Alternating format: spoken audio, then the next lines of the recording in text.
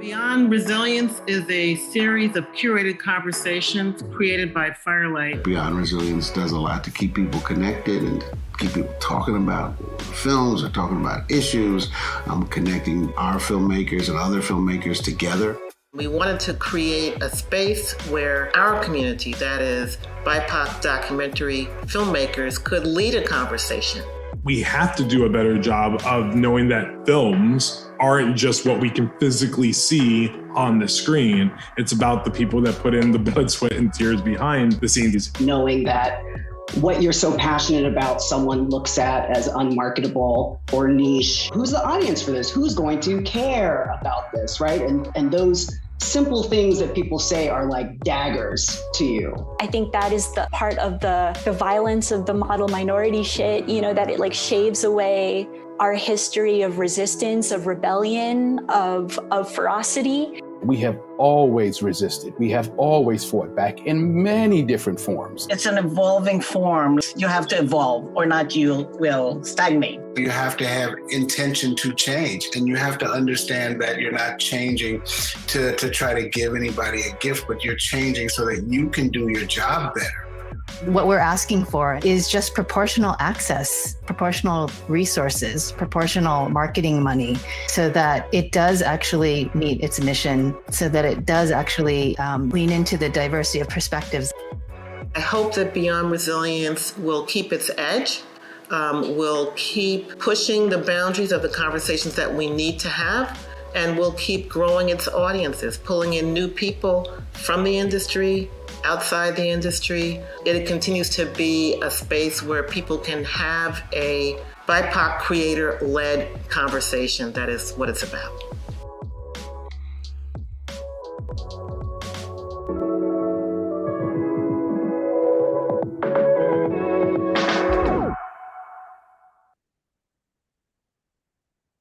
Good afternoon, everyone, and thank you all for joining us. My name is Marcia Smith. My pronouns are she, her, hers. I'm the co-founder and president of Firelight Media, and I'm joining this event from Harlem in New York City, where I'm sorry to say it's starting to snow right now, on the land of the Muncie Lenape people. At Firelight, we stand in solidarity with Indigenous people worldwide and take every opportunity to remind our audience about Indigenous sovereignty and land rights.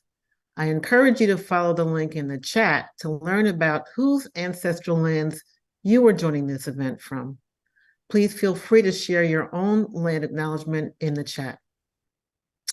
I am a Black woman with an afro parted on the side, clear glasses, brown skin, and a mustard-colored, very fashionable sweat jacket. Again, thank you all for joining us. Many of you attended our September Beyond Resilience event, which was titled, Let's Talk Money. If you missed it, I encourage you to watch it here on the Firelight Media YouTube channel. That conversation, which happened in the middle of the WGA and SAG after strikes, laid out some of the difficult realities for both emerging and veteran filmmakers alike, the difficulties they have building a sustainable career in the documentary industry. Today, we are continuing and expanding that conversation to look at some of the systemic factors that are facing the field. To name a few, independent filmmakers are being asked to produce more quickly, more cheaply, for less. Less compensation, less autonomy, less ownership of their work, and fewer guarantees for reaching their intended audience. Some of our partner organizations have had to scale down key artist programs, which have long been crucial pipelines for emerging talent. Film festivals, which were once an essential marketplace for independent films, now often function as showcases for projects already commissioned or acquired by major distributors. And financing models, particularly with respect to equity financing, have made returns difficult for filmmakers and investors. I do want to spend a second complicating the conversations that have begun to spill out over the last few months about the growing crisis in the industry, particularly around distribution. As I've long said, BIPOC filmmakers are the miner's canary in the film industry, as in many parts of American life. We work in a field in which opportunities and resources are not equitably distributed, but we also work in a field that is, as a whole, extractive, in which those who produce the value for the industry, that is, the filmmakers, are the most financially fragile piece. For filmmakers of color, this adds up to a double burden. The things that work to propel sustainable careers in the field do not always work for us. So that even when filmmakers of color premiere at major festivals or garner critical acclaim and industry awards for their work, they often must start again at square one when embarking on their next project, at least the next project that they actually want to do. Filmmakers of color pay the most for the lack of transparency in the industry when they are often asked to accept lower budgets and less control of projects. So filmmakers of color routinely face a level of precarity that the most resourced parts of our field only experience in times of crisis, like now.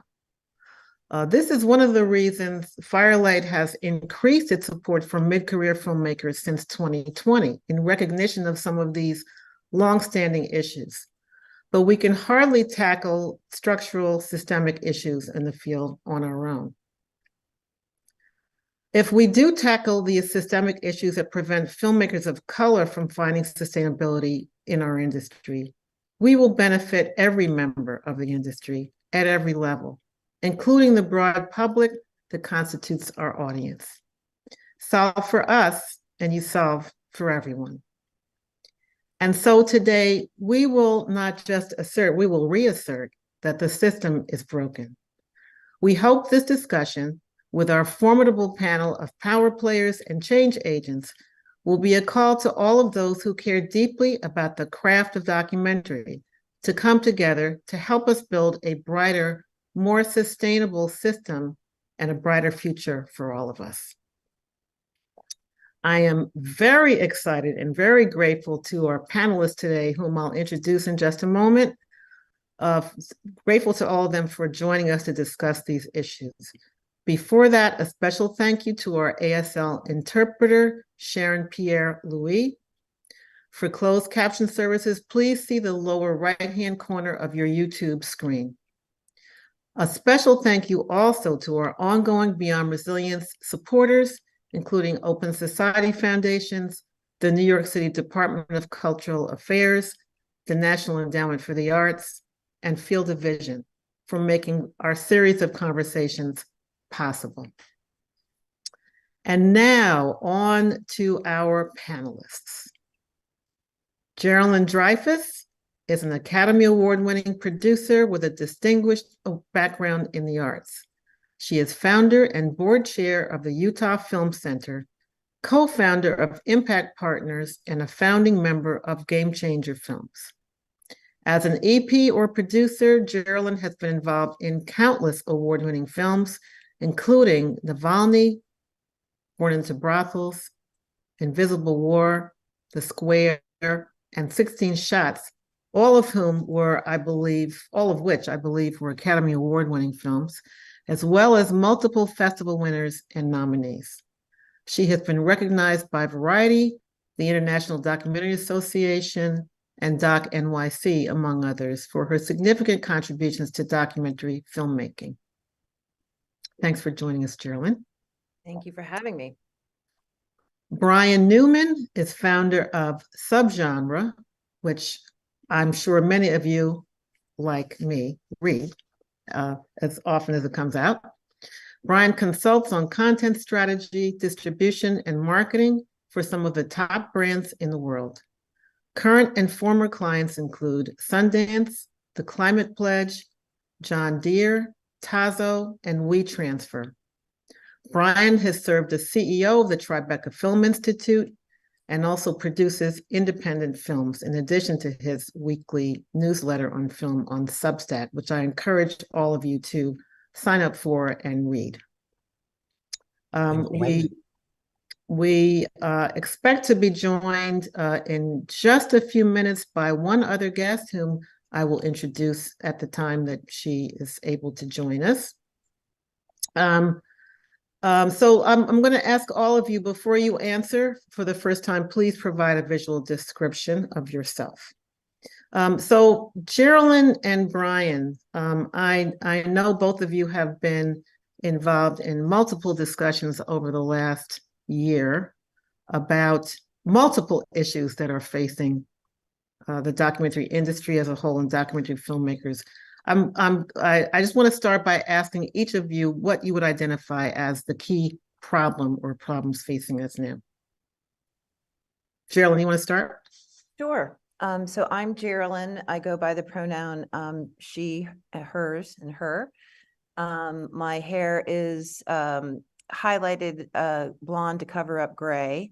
I'm wearing a blue round horn rim glasses, and I am speaking to you from the city of New Orleans.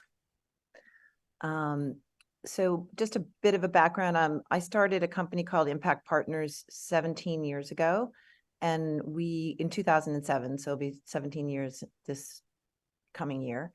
And our idea was very simple. We wanted to aggregate investors, donors, philanthropists, and equity investors to support, create what we call creative entrepreneurs, the filmmaking community, by bringing capital to film projects.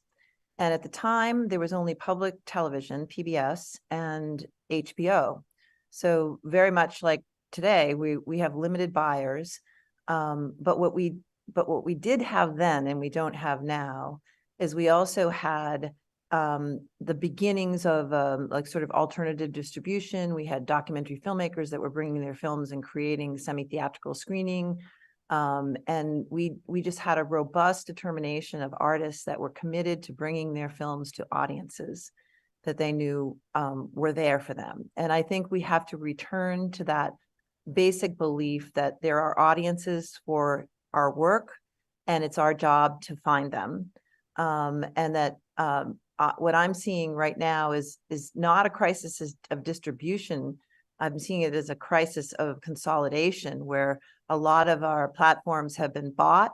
The market is definitely broken for them because they're hemorrhaging debt, and so you've seen a huge layoff of personnel and a return to a more timid, I would say,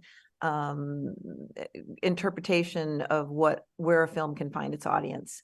And our mantra at Impact is that if we have to change our economic model so that it moves more towards philanthropic than it does equity, that's fine. But we still need to find ways to get these films out in the world to have impact, because investors will lose faith philanthropically or through equity if the films don't go out and do the work that they're supposed to do, which is reach audiences, impact change, create conversations that need to be had, and create media impressions, like get coverage for the issues, so that if people don't get to see the film, they at least get to learn about the issue.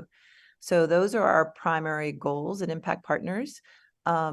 Right now, when we started at Impact 17 years ago, 85%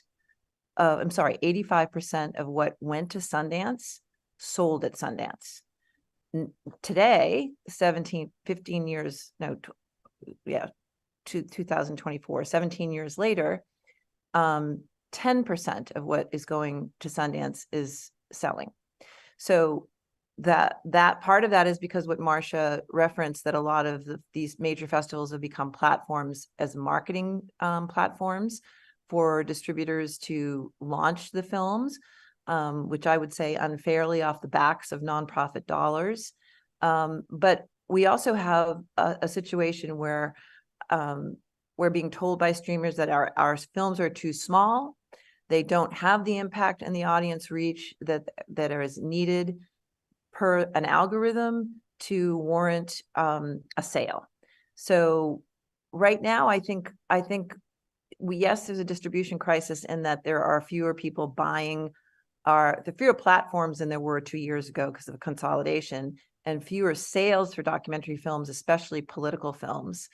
But I also think that the biggest crisis facing us is marketing, discovering our audiences, and believing in the audience over an algorithm. And that's what I hope we get to dig into in this conversation today. Great. Thank you, Geralyn. Brian, what are your thoughts? Sure. First, my name is Brian Newman, and I go by pronouns he and his. And I'm an old white guy with gray hair that still has some brown in it. And I am wearing a blue shirt and a green sweater that's not as hip and awesome as Marcia's, but it's nice enough. And I am coming to you from New York City, sitting in front of my kitchen because I didn't make it to my office today, but very happy to be here. And thanks for having me, Marcia, Firelight, Jean-Pierre, everyone involved. I think that everything Geralyn just said is 100% accurate in how you introduced everything, Marcia. And I agree with everything that was just said. I think when I started in this business roughly 20 years ago, it was not unlike right now. It was never a great time to be a documentary filmmaker. There were just a few outlets, and it was very hard to get funding, and financing for diverse filmmakers and subjects was never good enough. And I think there was this brief window of time that was an anomaly where we all got addicted to Netflix and Hulu and the big streamers coming in and buying up more documentaries. And for a little while, it seemed easy. And if you had a film that was very good, you'd get into a Sundance or similar and be able to find a home to distribute it. And maybe we lost sight a little bit of the fact that that was an anomaly, and it was always hard to do this business, and we've got to get back to those roots a little bit. And I agree with Geralyn. It's maybe not so much a crisis of distribution. If you want to distribute your film, you could just put it on YouTube in theory. I mean, there's all kinds of places to get it out there. The real problem is, how do we market and get it to an audience? And I think we need to refocus on developing and cultivating a direct connection to our audiences and thinking of new ways to get to our audiences once again. I think every filmmaker who's joining on this call today should just take it as an assumption that their film is not going to get bought in this marketplace.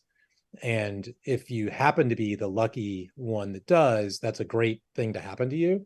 But if you start with that assumption, then you can start thinking, okay, what am I going to do? And how am I going to reach an audience and make sure this has an impact, and try to take control of that situation? And that's what I think we need to do moving forward. It's interesting. Both of you talked about, and I'm in your club. I feel a little bit like a dinosaur. When I say how it used to be 20 years ago, there was only PBS and HBO, and I think it's true that in retrospect we may look at the 4 or 5 years when there was so much money in the field as the blip. That was the blip on the screen. That wasn't the beginning of a trend that continued growth that has just become more expansive. I guess I'm wondering, when I hear both of you talk about the problem of marketing, the problem of connecting films to audiences, what I hear missing is, then how does a filmmaker make a living?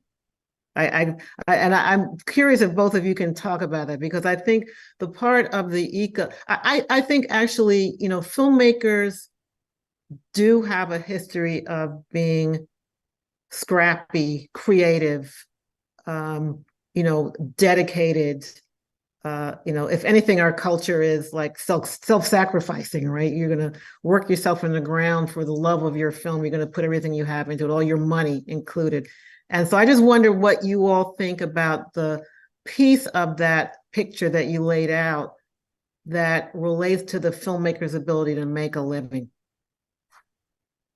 I'll start because Brian has some innovative strategies around brand sponsorship, which I can't really speak to, but I think it's in this transition back to going direct from making your film to your audience, it's going to be really tough. Because if you have equity in your films, it's going to be very hard to recoup with any model. If you go on YouTube and you get your film out there, and we're seeing all sorts of experiments, like Frontline gets 2 to 3 million people per episode on with their algorithm YouTube channel, but only 200,000 on linear television. That's great from an impact perspective, but it's not throwing off any money that helps monetize and underwrite the productions of the programming. So we're going to have to get smart about that. And the way we're going to have to do that is we're going to have to own our own data. We're going to have to build alliances.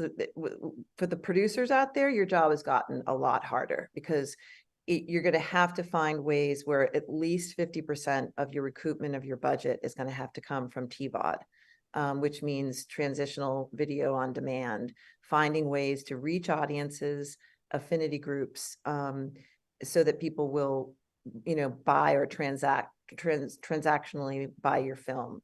There'll still be educational dollars, there'll be advertising dollars, and there'll be foreign sales. But those foreign sales are going to go away when linear television starts to decline in Europe too.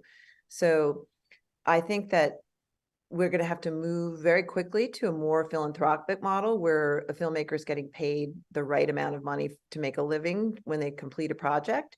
And so that recouping on a sale is not as essential as having the team in place to get your film out to have an impact, so that people will want to make your next film. So I think the shift from recoupment as a way to finance your next film to impact and prestige and making sure you execute a great film is going to be the way that your next film gets financed. So that's point number one. So what filmmakers have to integrate vertically, it sounds like. Yeah. No, absolutely. Their own little heads. Yeah, and I think that, with all the tools that are out there, the ones that are both, disrupting elections and everything else, we should be able to find data of who are our audiences beyond the ones that we know and feel in our gut are obvious. And we right now are building a sort of AI driven algorithm search, sort of marketing search engine. So our current thinking, we're going to have our annual meeting at Impact, and we're going to say, hey, our portfolio is really down. Like, we don't have, up for the first 16 years of being in business at Impact, we returned 97 cents on a dollar, which basically means we broke even. None of our investors ever made money, but their money was returned so that they could put it back into the next film. We're now down about 60 cents. So we're down 40%, because of sales. We have a lot of inventory of films that we haven't sold. We have 4 films going to Sundance this year. Normally we'd be like, woohoo. Now we're like, uh-oh, like, what if we don't sell any of these?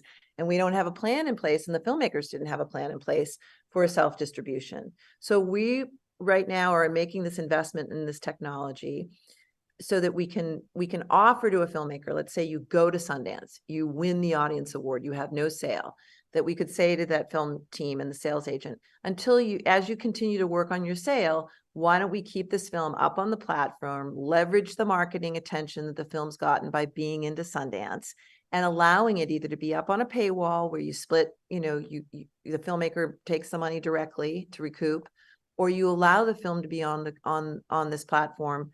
Maybe it's 10 days, maybe it's 2 weeks for free, to grow the audience as much as you can, so that you then know where you should target your audiences. I mean, I think we find things out with data that we don't know, right? So we're going to take a little bit of a risk on behalf of the field to learn whether data really matters, in terms of being able to target audiences.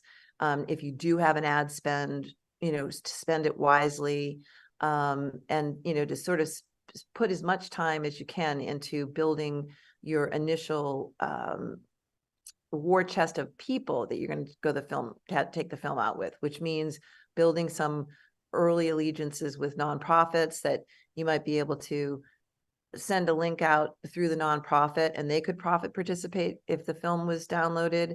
So we have to be creative about, sharing the risk, but also sharing the stories that we're telling can amplify and align with a lot of great nonprofit mission-based organizations as well. So we're going to have to get really smart about the impact and outreach. Interesting.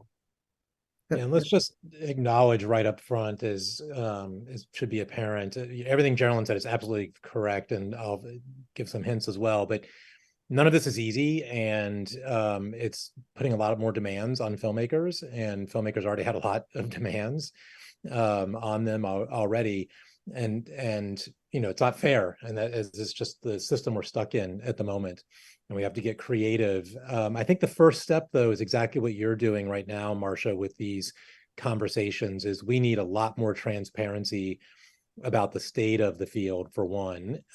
People need to really know. Like, I talked to sales agents, and one sales agent emailed me 20 times before this call saying, make sure you tell people that they understand their film can get into Sundance and still not sell. Things are not moving. Like, so many people just don't even really understand that's really what's happening right now. The second thing is we need more transparency between filmmakers and producers about what is happening and when they do make a sale, and what are they getting paid. And the data has always been hidden, and we can't build a good business model unless we really know what's happening. So I think we need a lot more sharing and data transparency, and we have to build those systems amongst each other to share it. I think another thing is we need to make sure we're budgeting for ourselves as filmmakers when we're raising money, and especially start thinking, if you used to have a budget where you had a large percentage of your budget potentially coming from equity investors, as Geralyn was mentioning, you need to lessen that now and raise more of that money from the philanthropic sector and what they call soft money, things that don't have to be paid back, donations, grants, friends and family, etc. Because right now is not the time to try to take a big risk that you're going to be able to pay back those investors from some big sale later on. And you just need to go into it knowing that. But it also means we need to be transparent and advocate to the philanthropic community and to the funders that we are working with of the money that we actually need to make these films and what a filmmaker needs to be paid. I know this will be a little bit controversial too, but I was having a conversation with a producer the other day. As producers, we need to really look at our budgets and see where we can make cuts in the budgets as much as possible as well, because some budgets have gotten inflated due to the environment where you had money flowing more freely. And I think we have to take a really hard look and a scalpel and make sure we're paying people a living wage and being fair, but being as tight as we can in our budgets. I think we also need to collaborate a lot more, and Geralyn was hinting at that. I think sharing audience data, helping build audiences together. I think things like you just saw this past weekend in New York City, where filmmakers banded together for the DIY FYC campaign, where 4 films that had played festivals and had not gotten distribution joined together to do a screening at DCTV Firehouse to spread the word and try to get noticed both with audiences and with Academy voters. I think those kind of collaborations are going to become much more central to us moving forward. And I think as a filmmaker, and apologies for the siren in the background, I am in New York City. I think we need to start thinking of ways to diversify our income base. And that's for each individual film, but also for us as a filmmaker for your career. And so that means looking at other funding sources such as brands, which is what I work with. So I work with a lot of major brands, as mentioned at the beginning, John Deere, REI, Unilever, Tazo, et cetera, that are now financing films. And they're not right for every film. You don't want to have a brand involved in your film if it's going to be a conflict of interest, and you need to be really thoughtful about that. And not every film will be attractive to a brand. But I think for a time period, we could be more precious about, trying to be pure and only go to what I call, dead capitalists, the philanthropists, the Rockefeller Foundation, instead of the current brands that are funding. And I think we need to really look at those collaborations with brands, not just for financing, but also for marketing support, because as we mentioned a minute ago, marketing and getting to audience is one of our toughest things. And that's what brands are good at. That's not easy to do either. Getting in touch with a brand representative is just as hard as finding the right program officer at the Ford Foundation. but it's something that you can do if you start being open to that and thinking about it.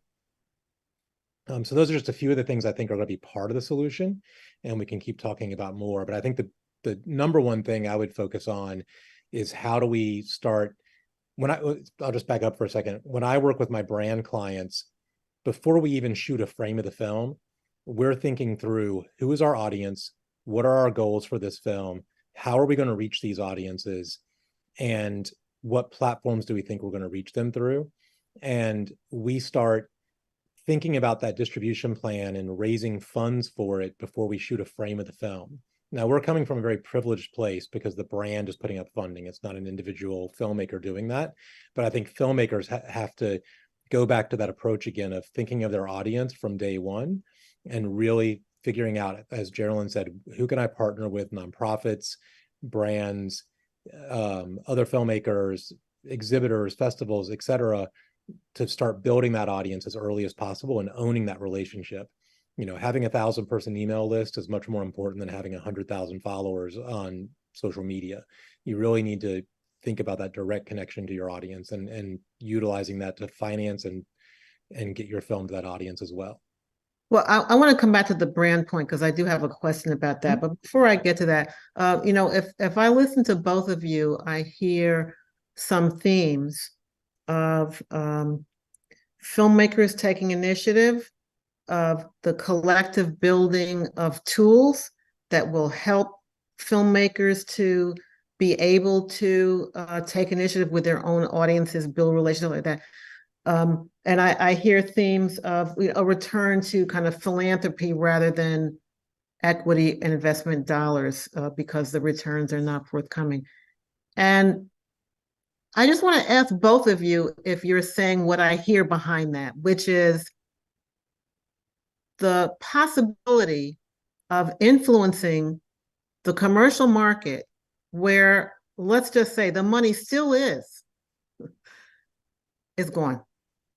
That is, do you not see an opportunity or a responsibility to figure out, even as we build the muscles that have atrophied because there was so much money in the field, we rebuild those muscles in tune with the situation that's changed now. It's not like it was 20 years ago, Right. Including we all know what the word algorithm means now. So it's not that. We want to rebuild those muscles, and yet the industry marches on, and the industry still has money, and the industry is still putting gajillions of dollars into what they call documentary content. It may not be what you and I consider. It's certainly not independent documentary content, but it is documentary. So I'm wondering where you all see that question, right? So on the one side, the salad days are gone, they're over, and we got to return, and we have to write. And in a way, I think many of us, BIPOC makers included, that's where we have some strength. That's where we have some experience, is knowing our audience, connecting with our audience, hustling. We know that, right? But what we have not had access to, and it sounds like both of you are not optimistic about, is affecting the direction of where the big money is actually now going. Mm-hmm.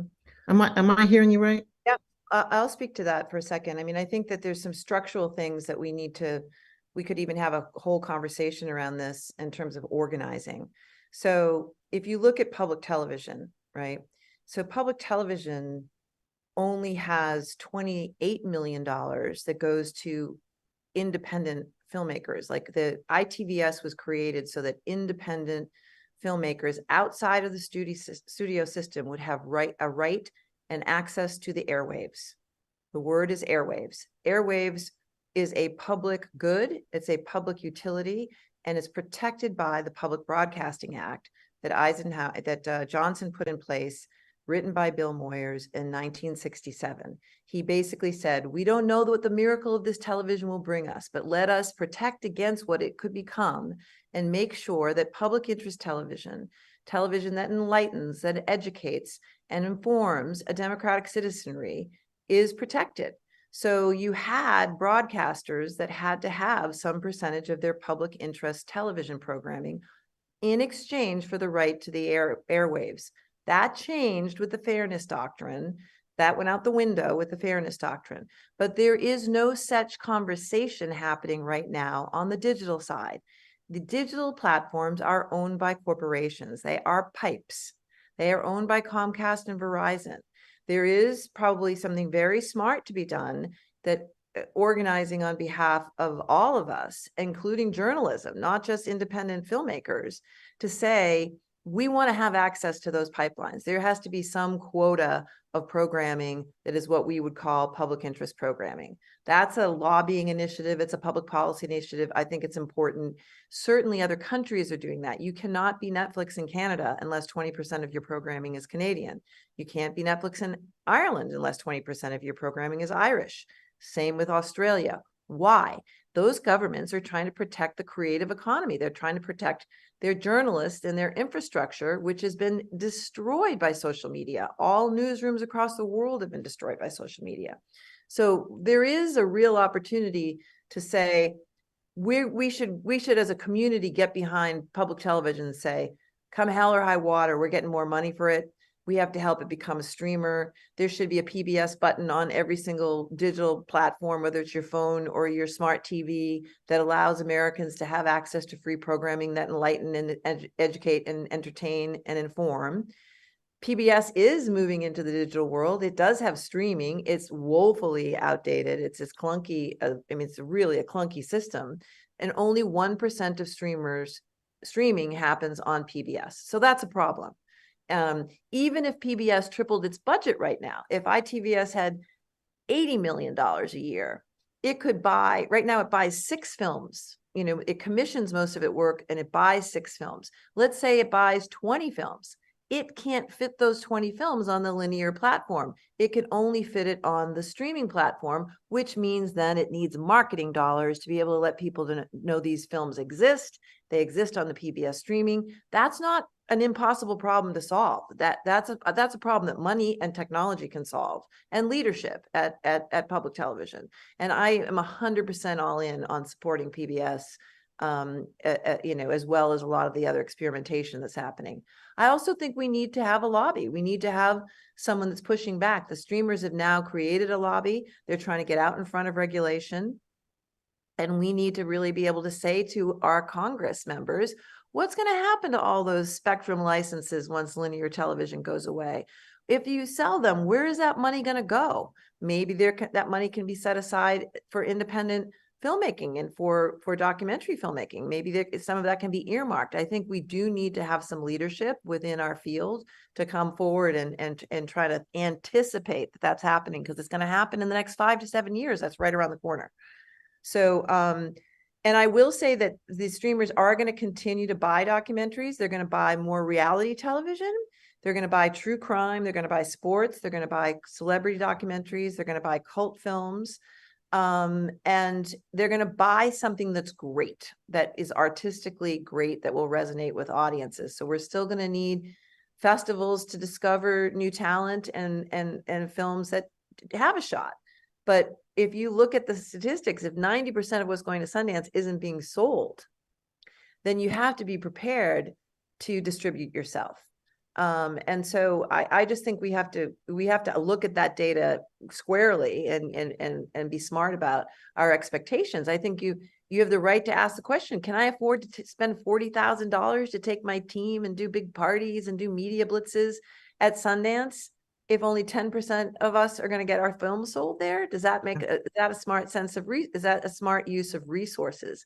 Do we need to think about getting into Sundance the same way that streamers do? Like, hey, this is my marketing launch. I got in, I am ready to launch my film.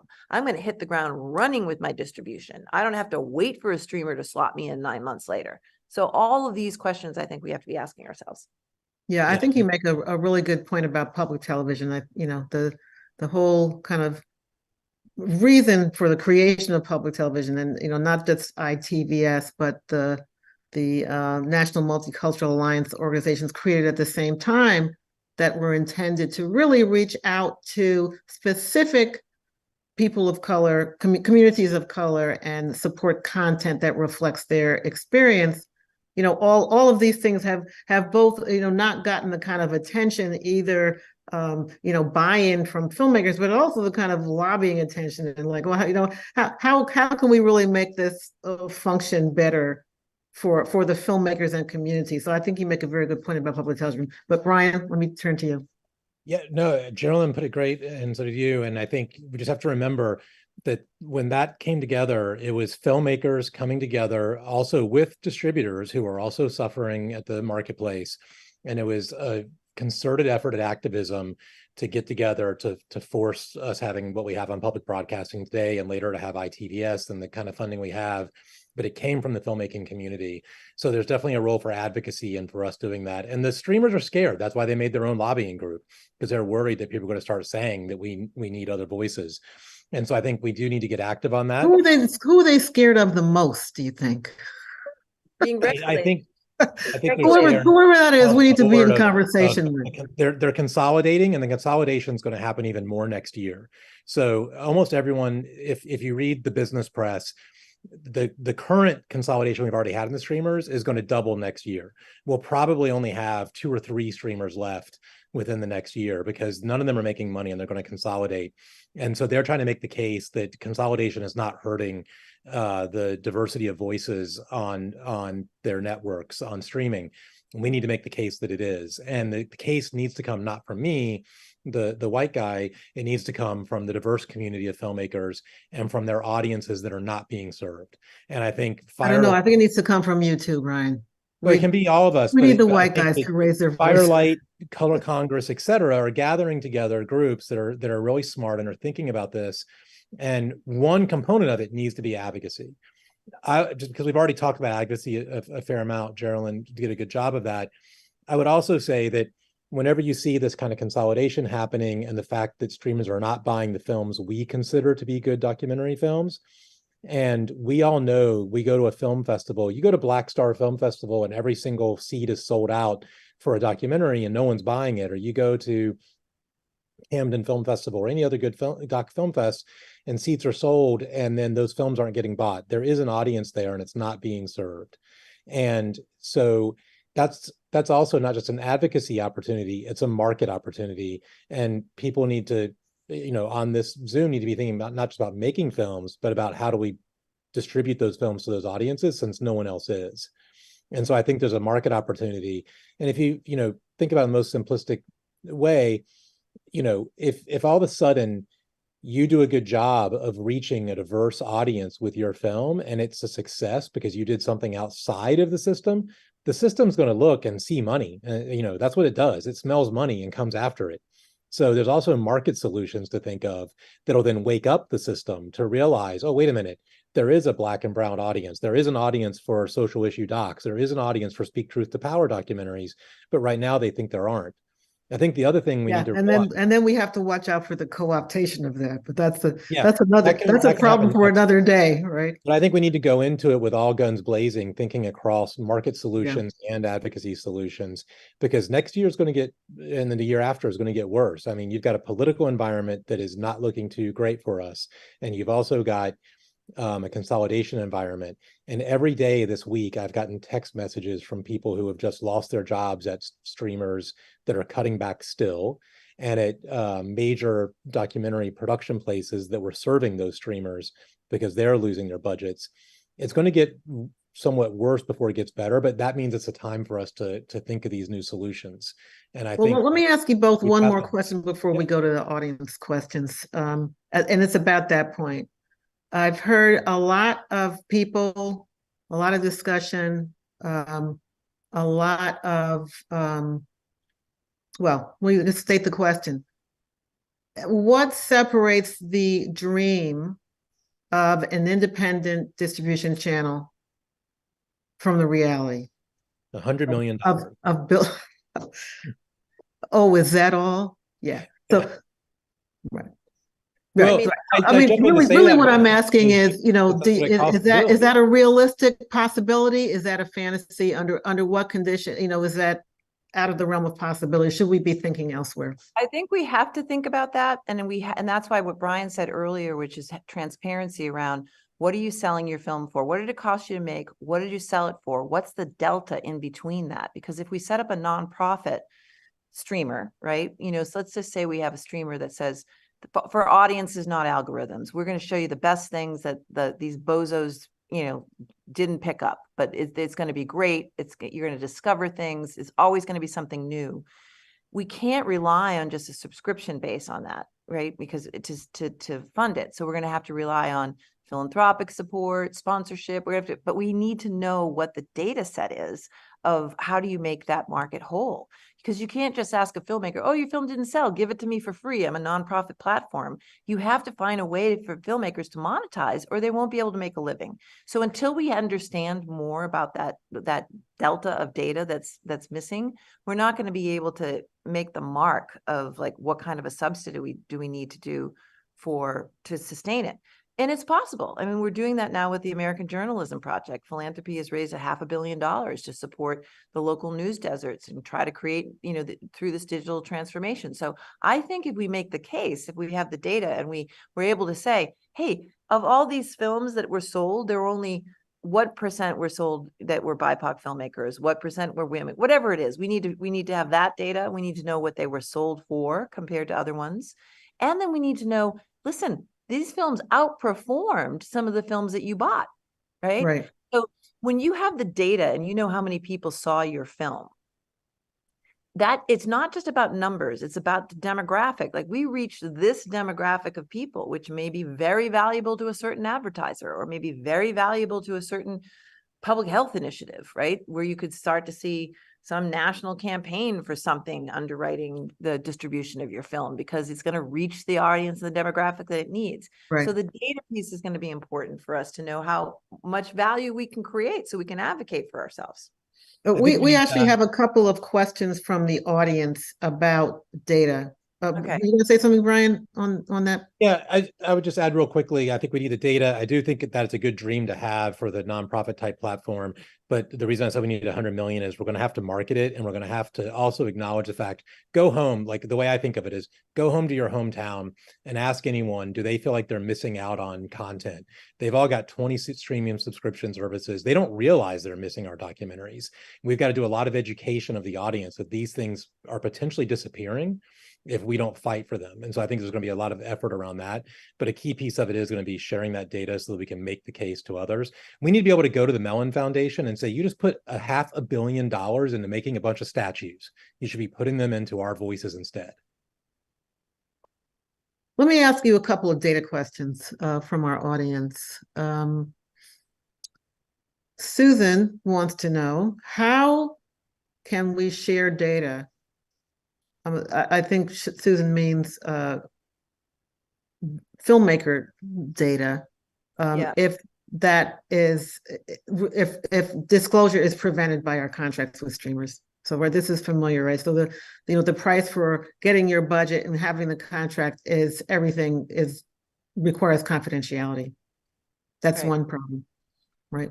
Well, first off, who's actually stopping you from sharing it off the record with your friends who are producers? I mean, we all talk to each other. That's just step one. You can be talking to each other. But step two is organizations coming together and building systems to collect that data and anonymize it. So we don't have to say that Geralyn's film that got into Sundance this year sold for this much money to Netflix. If that happens, we can instead say, these kinds of documentaries are selling for this kind of money, and they're being produced for this amount of money. And this is the gap between what it costs to make them and what they're getting bought for. We can, it's not that hard to think of ways to put that together, but it needs, again, organizational support, and that takes philanthropic support, and it takes us advocating to be able to do those kind of things.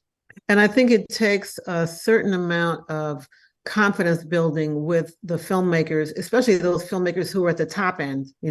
People who, if you're not making any money, that's fine to disclose it, but there are people who feel that they have a kind of built-in that they need to insulate themselves from that if they're at the top end. So there have to be some relationships that kind of massage their will and protect their anonymity in that process. Absolutely. Louise makes the point that, again, collected data can be anonymized, but also that there are advertiser collected data that we might be able to, as filmmakers, we might be able to use either the data itself or the model of collecting that kind of anonymized data. Is that something that you think is worth looking So at? we're looking at that very hard with this new search engine where you can, you almost don't, it used to be that we thought, well, maybe if we all pooled all our email lists and we got to 500,000 people and would be able to like launch something and share that data with each other. You don't even need the email lists anymore. You can use what's called, what's it called, Brian?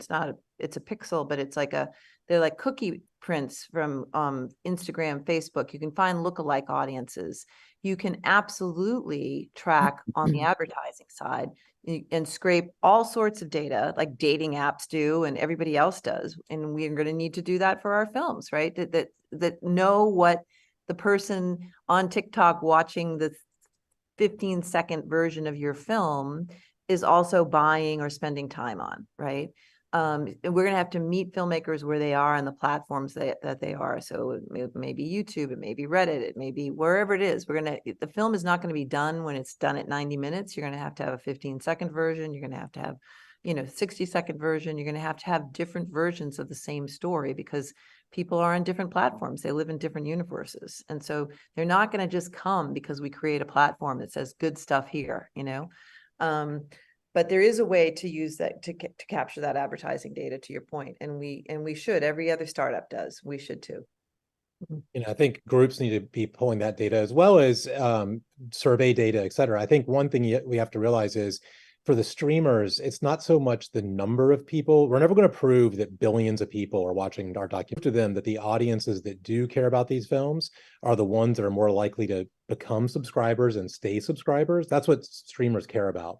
So it's even just figuring that component out. If we could prove that through surveys, et cetera, then that's an argument we can make to the streamers of why they should buy these films. It's not there's going to be a billion people watching them, but the 100,000 that watch them are sticky customers who are going to keep subscribing and not unsubscribe, which is their biggest issue. 30% of their audience leaves every day, practically.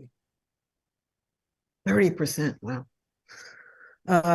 We have a different kind of question from Marjan. Hi, Marge. And it's for Geralyn, but I think both of you might take a crack at this. How do we marshal funds for the advocacy work, Geralyn, that you described? Yeah, given that how squeamish, how fickle funding communities are, equity and philanthropy crowd are not really funding that because they've been focused on funding the content. Right. So do you have thoughts on that?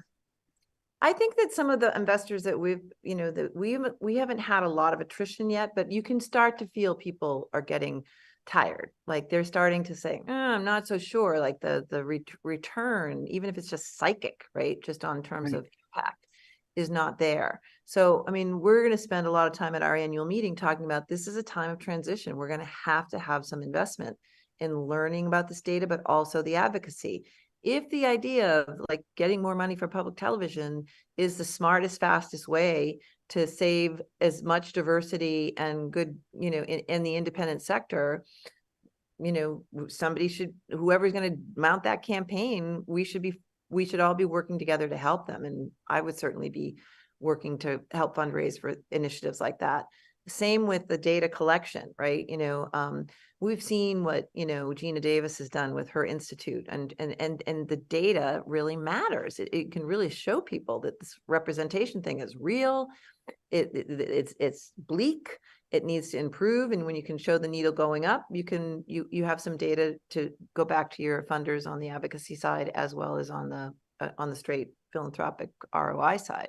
So, but I think that the conversation before people say we're giving up, because we can't give up on this. This is our fourth estate. It's not only about our livelihood, it's about our democracy, right? So we have a higher purpose here as a collective that I think funders understand. And I think our elected officials would understand too, if we stop thinking about it in a partisan way, but really in this way of, television serves rural communities, it serves remote communities, it serves diverse communities, and it needs to, push out more marketing dollars of this content to these populations, right? So I think there's just a lot of work that needs to be done on that side. Yeah, we're almost just about out of time. I don't want to get out without asking. I've heard both of you talk about in writing and in speaking the need for filmmakers to come together, to be creative, to kind of solve these problems that we've been talking about that we all know exist. And I am wondering what each of you sees as the next step in continuing this conversation and the one that you have both been engaged in over the last, as I say, accelerating perhaps over the last 6 months. What do you see as key next steps for yourselves, the kinds of actions that you plan to take, as well as your suggestions / proposals for our audience? Well, I know.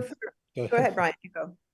I think it's filmmakers coming together, and we don't have enough on our plates, but it's filmmakers coming together to think of creative market solutions and to push and advocate for the things we need, from the budgets to the PBS to advocacy against conglomeration, all those things. But it comes through organizing, and that's hard work, but it's what we've done in the past. And it's when it's filmmaker led and not top down that it's been successful. And so that's what I'm hoping to encourage and be part of. But I want to be with other filmmakers pushing it, not just leadership pushing down. For me, Yeah. very specifically, the next 9 months, I'm going to be looking for films that are great films that don't have a sale, that want to be beta tested with this new algorithm to see if we actually can find audiences, if we can actually drive traffic for filmmakers to sell their film. I mean, we may fail miserably. So I'm looking for filmmakers that want to lean in, that understand the value of really seeing whether this data works. And then I think that there's some groups, like I encourage the Brown Girls Media Group to start their own YouTube channel, or maybe you should, Marcia, at Firelight. I think Brown Girls Media has a name that will just, by definition, an algorithm will find you if you're looking for, a certain kind of film around diversity. And it should be a channel, not only of a platform for films that are being made by people of color, but I think that it should be a place where you have these conversations, where people can go and they can like tune into one of your conversations like this one today, or you could be interviewing some filmmakers about what they're doing. So it can be a hub. And I think that globally that could really attract enough people to start to bring in some advertising revenue. So I think we have to experiment with the YouTube channel around affinity groups. So I'd really encourage you, Marcia, to think about that as a leader at Firelight, or to work with Brown Girl Media. But it has to be easy for the algorithm to find you. Your name has to be easy for the algorithm to say, oh, I'm going to go right. I'm going to take this person right to this site on YouTube. Interesting. It's interesting. I expected to have my cynicism stoked in this conversation. Maybe that was a bad thing, bad way for me to come into it. But I have to say, I'm feeling more optimistic, and I'll tell you why. I think I would bet on us in any crisis. That's why. I think all documentary filmmakers and BIPOC makers in particular are used to being here. We're used to being in crisis. We are used to innovating in times and circumstances of crisis. And so this is another one. So I'll place my bets on us to develop the kinds of solutions that will allow us to make it work. Yeah. So I just want to end by thanking both of you for being willing to engage honestly in a difficult conversation about the state of the field. I can say Firelight is down to continue the conversation. We hope that there will be many more public and private ones as we all make our way together through this next period. Reminders, please be sure to sign up for Brian Newman's newsletter, sub-genre.com/newsletter. I don't know, Brian, if you can get to your Substack there, but Yes. Do it. Thank you to Geralyn also for your contributions to your broad contributions to the field. I'm jealous about your being in New Orleans right now. To explore the film supported by Impact Partners, visit their website at impactpartnersfilm.com. For more on the Utah Film Center, where Geralyn is board chair, see utahfilmcenter.org. I want to thank, in addition, our team at Firelight, our wonderful Beyond Resilience curator, Jean-Pierre Regis, I'm blocking his last name, Justin Sherwood, our communications director, and all the entire team at Firelight for creating this event and the series. And one more request. We got the great news 2 days ago that the Beyond Resilience series, of which today's discussion is a part, has been nominated for an Anthem Award for Community Outreach. You can help us win the Audience Voice Award by voting for the series using the link in the chat. Thank you in advance for your support. Don't forget, you can also learn more about Firelight Media at our website at firelightmedia.tv. Thank you all again so much for joining us. I look forward to continuing the conversation, and enjoy the holiday season, everyone.